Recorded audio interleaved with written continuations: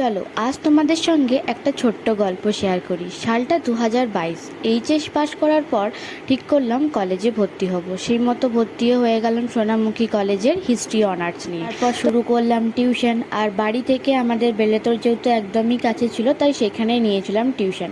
তারপর কলেজ শুরু হয়ে যাওয়ার পর আমি সোনামুখী শিফট করে গেলাম। আর এই সোনামুখী থেকে এত টিউশন পড়তে যাওয়া প্রথম একটু অসুবিধা হলেও আস্তে আস্তে কিন্তু সবটাই মানিয়ে নিয়েছিলাম।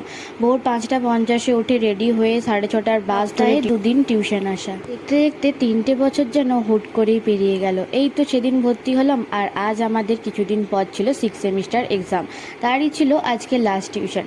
আর টিউশনে আমাদের প্রচণ্ড হাসি মজা ঠাট্টা, একসাথে টিচার্স ডে সেলিব্রেট করা, স্যারের জন্মদিনে স্যারকেই সারপ্রাইজ দেওয়া, কতই না স্মৃতি লুকিয়ে আছে এখানে। দেখতে দেখতে 3টে বছর ঠিক এখানেই কেটে গেল। হ্যালো গাইস, আমরা টিউশনে আছি। শুভেন্দু কিছু বলবে না ওরা।